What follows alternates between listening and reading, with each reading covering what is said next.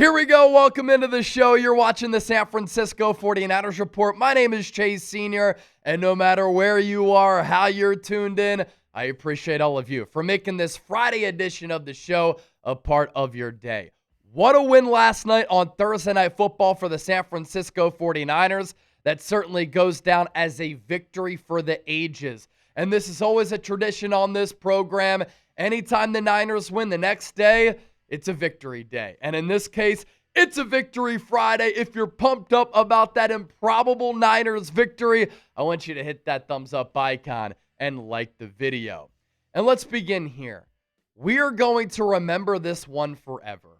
A short week, Niners were 8.5-point underdogs. San Francisco was banged up, injury depleted, without so many marquee players who are massive contributors to this football club. And the Niners persevere against a division rival, against one of the top teams in the NFL. We all rode that roller coaster together. The Niners showed a lot of heart, and they won an epic, gritty, big balls game.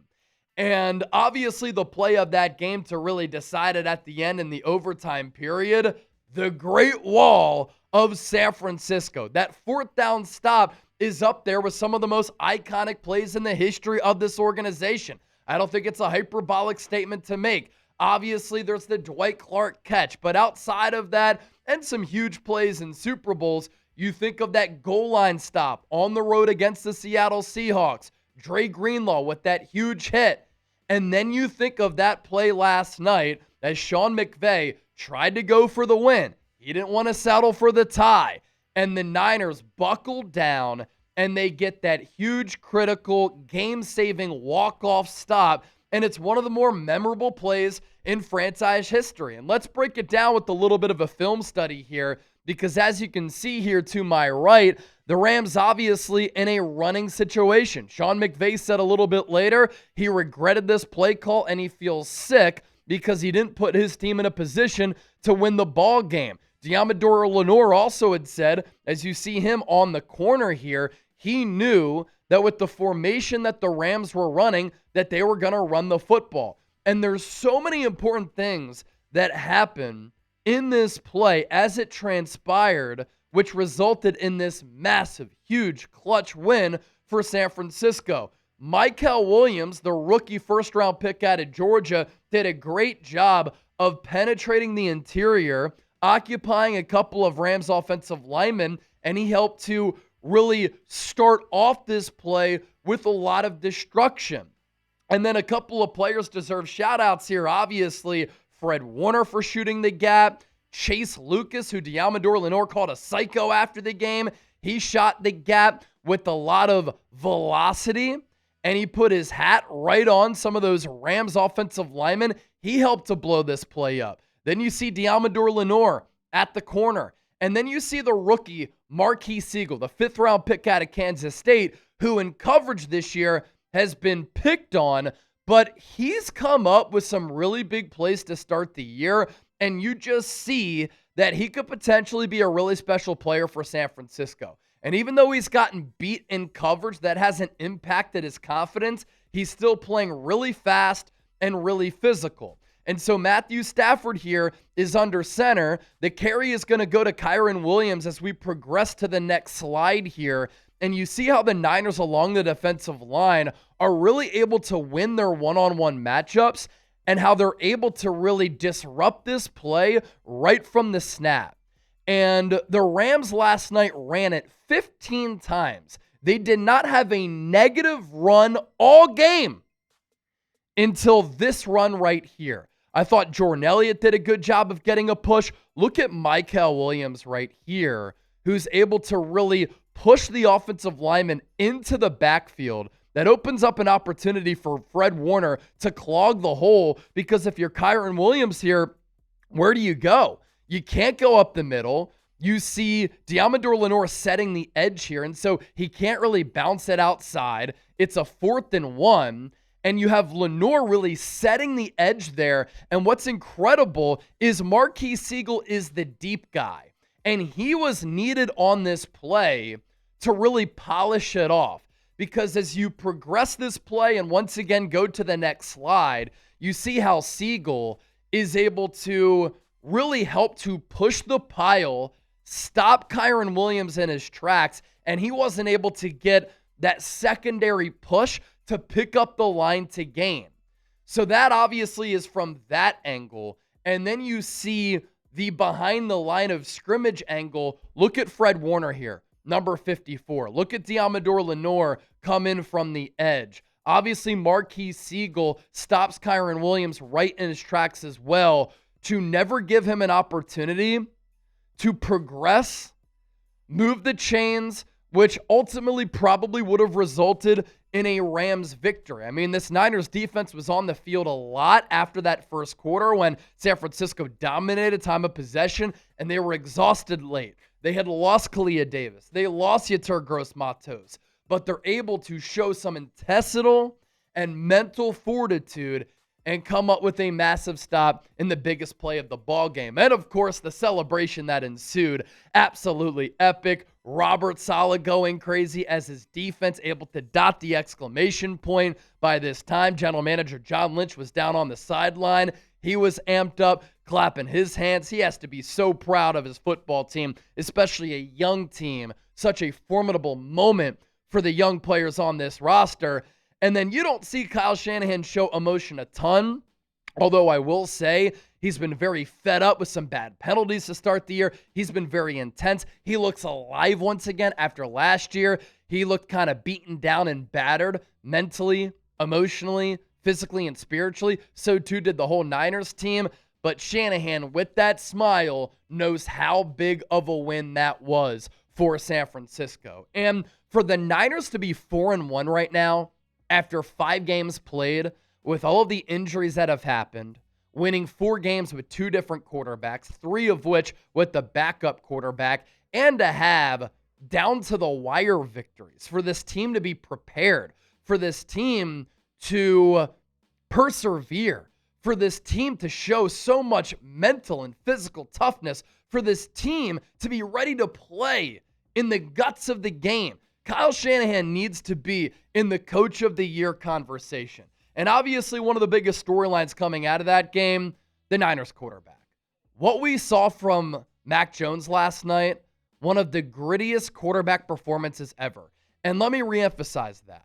What we saw from Mac Jones on Thursday Night Football will go down as one of the grittiest, toughest quarterback performances we'll ever see. This Niners offensive line is not good. And obviously, Mac Jones came into this game hobbled. He got hit a lot, and he had to throw it a lot. Nearly 50 attempts on Thursday against one of the top defenses in the NFL. At one moment, it looked like Mac Jones was dead. He was motionless on the turf after he took a big hit on a 3rd and goal play. And he was getting crunched time and time again. At one point, his pants were down. Mac Jones had to get helped up by his teammates. He could barely walk off the field in overtime. It looked as though he was going to throw up on himself. But he's able to do this last night. 33 of 49, 342 yards, 2 touchdowns, no picks, and a quarterback rating of 100.9. This is a legendary performance for Mac Jones. He is now 3-0 as a starter for this football team, and he has helped to save this Niners season.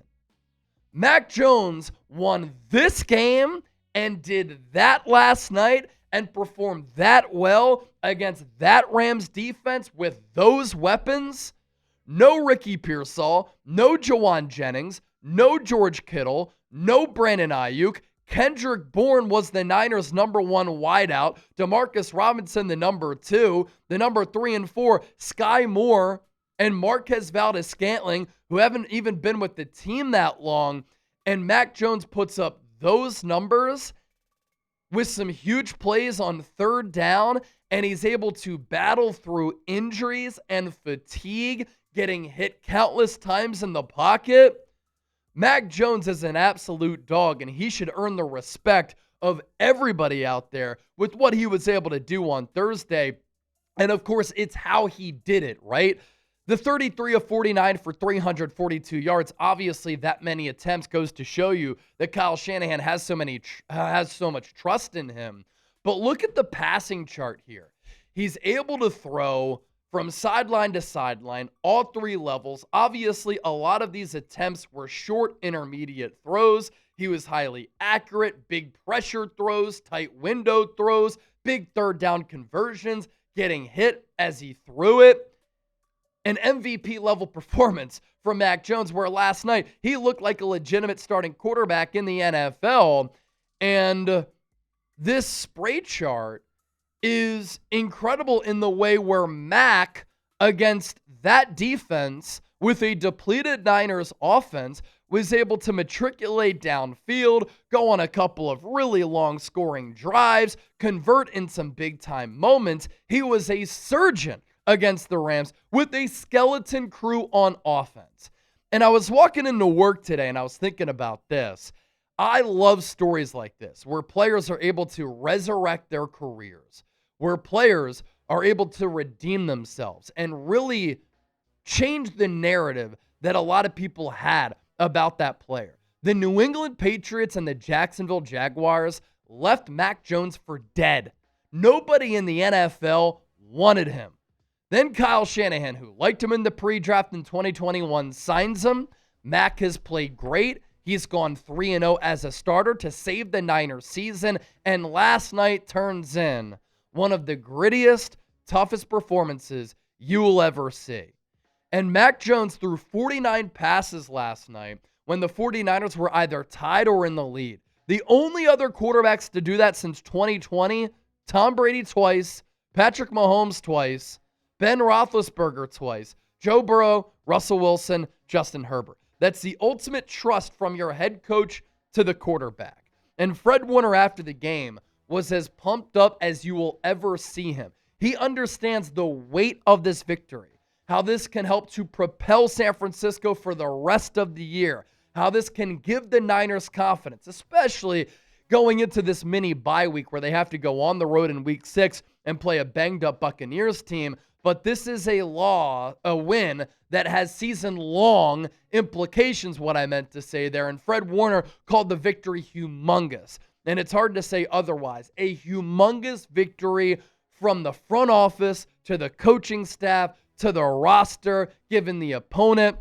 And how about how Niner fans showed out at Levi's South? Here's what Mac Jones said about his conversation as well with Kyle Shanahan on being 8.5-point underdogs. I don't really pay attention to much of it. Kyle came up to me and he was pissed about it. He's like, dude, I can't believe they moved us to underdogs again, or like more extreme underdogs or whatever. And I'm like, I don't really know what that means. I don't pay attention to betting, but yeah, let's go kill them. He was pissed about it, and I was like, yeah, I'm pissed too. Kyle Shanahan coached, pissed off. Mac Jones played, pissed off. And I thought especially in that first half when really this game was won, Kyle Shanahan coached his ass off and Mac Jones played his ass off. And I showed you that image a little bit earlier of Mac Jones nearly losing his pants. A lot of Niner fans are feeling that way on Friday morning in the aftermath of that game, given the roller coaster nature of it. And a lot of Niner fans can relate to this. Normal heartbeat, deceased heartbeat, the heartbeat watching the 49ers. And all of their wins have come down to the wire. All of their wins have been thrilling. And these are character-building victories that San Francisco would have not won last year. They found ways to lose those games in 2024. They are finding ways to dig deep, execute, and win these games here in 2025. And at 4-1, an opportunity to really solidify themselves as NFC contenders is really right there. So much more to get to here on the show, but don't forget to hit that subscribe button for the best and most elite daily and year-round coverage of the Niners. We're approaching 175,000 subscribers. If you like what you've seen on this show, this is what we do every single day. Let's get to our sponsor, our friends at PrizePicks. We appreciate them for making today's San Francisco 49ers report possible. This is the #1 fantasy sports app. Join the millions of users and sign up today. And they have a couple of new features here. PrizePicks is the only app that offers stacks, meaning you can pick the same player up to 3 times in the same lineup. You want to pick more on Josh Allen's pass yards, rush yards, and touchdowns. Now you can pick all of them in the same lineup only on PrizePicks. Follow other PrizePicks players directly on the app and copy their lineups in one click. Whether it's a friend, a celebrity partner, or just someone whose picks you like, hit the follow button and check out every lineup they create in the new feed tab on PrizePicks. It's very simple to play. You pick more or less on 2 to 6 player stat projections, and you can get your picks in less than 60 seconds. Turn your takes into cash all season long on PrizePicks. We have a 3-pick power play here, and let's go with Drake May. Buffalo, New England, more than a half passing touchdown. He's played really well the last couple of weeks. And then Josh Allen, more than 1.5 passing touchdowns. And again, that new feature, more than 225.5 passing yards. Download the PrizePicks app today. Use the code CLNS to get $50 in lineups after you play your first $5 lineup. That's code CLNS to get $50 in lineups after you play your first $5 lineup. PrizePicks, it's good to be right. Now we move forward here on the show. I said going into Thursday night that when you are so injury depleted, when you're so banged up, and when you're without so many star, marquee, and important players, it is possible to pull off an upset. But as 8.5-point underdogs, you're 8.5-point underdogs for a reason. You have to play a near perfect game and be flawless and have the ball bounce your way. And it wasn't a perfect game for San Francisco by any means, but it was a near perfect game for San Francisco, and the ball did bounce their way. And what they could not do was play like they did against Jacksonville, where they lost the turnover margin 4 times, 4-0, and they had 6 drops, and they gave up an 87-yard punt return for a touchdown. And in this game, they reversed that, and they played pretty well in all 3 phases of the game. And this really is craziness defined for San Francisco. Think about everything that happened for the Niners to win this football game, ladies and gentlemen. Mac Jones was stellar on a bad leg. Kendrick Bourne literally had the game of his career, 142 receiving yards, a career high for him, and on third downs, he was money. You forced the fumble on Blake Corum because Sam Okuwana was able to slip past Puka Nacua. And as Blake Corum went to take the pitch, his eyes reverted up because he saw 91 screaming in. And so he coughed up the rock. And Travis Gibson, who was just elevated to the game day roster, recovered that fumble. The Rams also missed a 51-yard field goal. You needed that. Eddie Pinheiro has been incredible in replacing Jake Moody. Hasn't missed a field goal yet. He connects on a 59-yarder, the longest of his career. San Francisco also blocked an extra point. Jordan Elliott got a mitt on Joshua Carty's point after attempt. You had the Alfred Collins miracle fumble forced at the 1-yard line. What a play from the rookie. Kalia Davis got hurt. Alfred Collins had a bigger role. And when it looked as though Kyron Williams was going to walk in for a go-ahead touchdown late in the game, big number 95, with his incredible wingspan, is able to punch that ball out and then recover it. Now, he did kind of punch Kyron Williams right in the face, but he also contacted the football, and he forced the fumble. And that play indirectly helped to lead to a Niners victory. Obviously, the Rams got the ball back, and I know some people said that should have ended the game. Sean McVay managed that pretty well. He had all 3 timeouts left, and I would have passed it if I was the Niners to go for the kill shot. Kyle Shanahan, in the shadows of his own goalpost, decided to run it 3 straight plays, and then the Rams obviously able to kick that field goal to force overtime. But you probably don't force overtime if it weren't for that Alfred Collins fumble forced. Then the Rams' overtime kick didn't fall in the kicking zone, so the Niners took over at the 40. And so they got great field position to start off the overtime period. Then Eddie Pinheiro's overtime field goal grazed off the left upright and went in. We're talking about craziness here.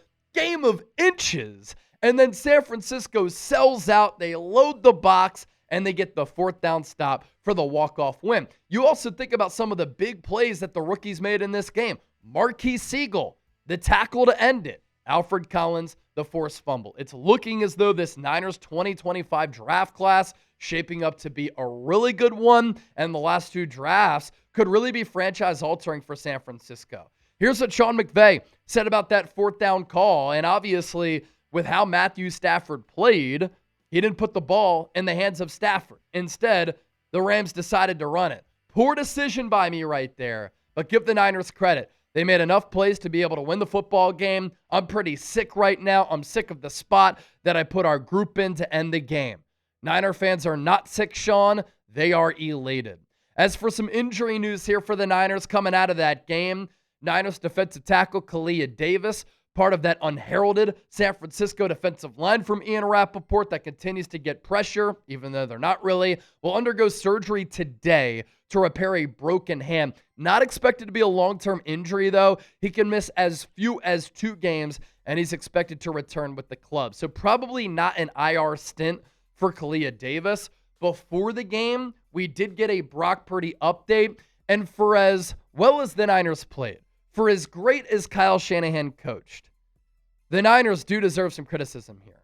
They completely botched and mismanaged the Brock Purdy injury going into that Jacksonville game. There was no reason to play him in that game. So Brock Purdy, according to Rappaport, might be out for a little bit longer than Thursday night. He's considered week to week and has no timetable for his return from a turf toe injury. He aggravated his toe injury during that week 4 loss to the Jags, an MRI revealed. So with him being week to week, there's no saying when he's going to come back. I would imagine he's not going to be able to play against Tampa Bay. And if that is the case, hopefully Mac Jones can get that knee healthy as the Niners have this mini bye. Don't forget to give me a follow on X and Instagram, by the way. We're doing crazy numbers here on YouTube. I'm doing crazy numbers on my social media pages. Plus, you get additional Niners content from yours truly right over there.